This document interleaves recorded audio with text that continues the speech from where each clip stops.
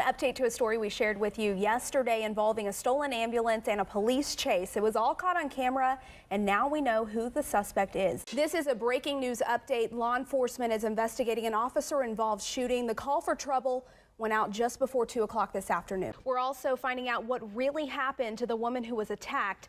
For the first time, she sat down and talked with us about her frightening ordeal. A Wichita teenager is in the ICU after a suspected drunk driver crashed into him. Not much of a party in here just yet, but the governor did just arrive here. This is where he's going to be watching those numbers come in this evening. Well, Jim, if any of our viewers have been to Las Vegas, you know that this scene behind me, that is not normal for Las Vegas Boulevard at all. 2 full blocks on Las Vegas Boulevard are still closed. He is staying on the 31st floor, and he says on Sunday night he was in his room as round after round was fired above his bed. Take a listen. We do want to say that the emergency management here in Greenwood County, they're asking everyone to stay indoors if their homes aren't affected. This shooting happened at a townhome right behind me. Officers still on scene tonight. I'm actually standing on Harry Street, so you can see the eastbound drivers for at least 2 hours now have been having to divert through a neighborhood here to get around all of this. This doesn't start until tomorrow morning at 4:30, but check it out. There are already some people lining up.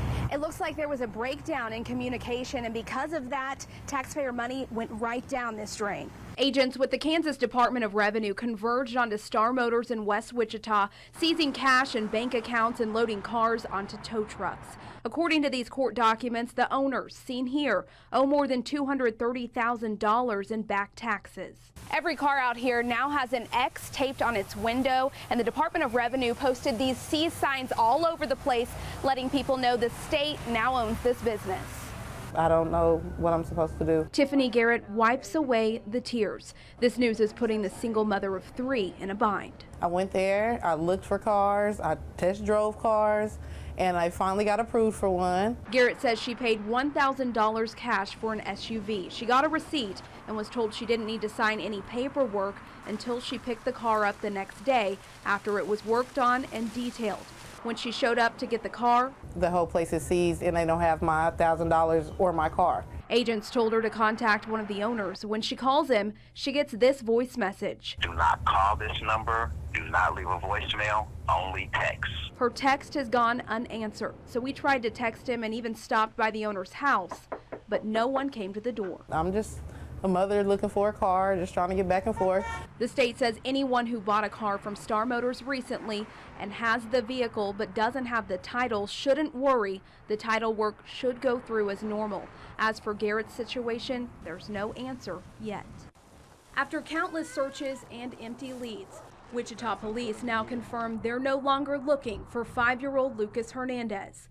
But the questions are just beginning. We believe that it is the body of Lucas Hernandez. Chief Gordon Ramsey says it wasn't police who found Lucas, but rather David Marshburn, a private investigator that the boy's grandmother contacted. Marshburn said he was on this road in Harvey County with Lucas's stepmother, Emily Glass, the last person to see Lucas alive. You know, sometimes when we're in a bad state and we really have something heavy on our chest, we want to get it off our chest and all.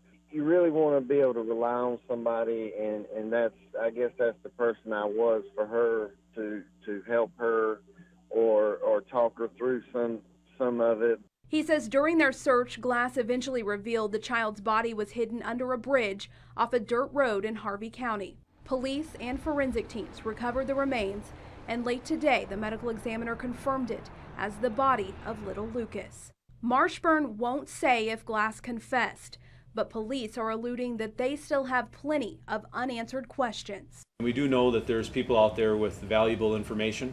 As we continue to investigate this case, that could come forward with clues that would continue to help us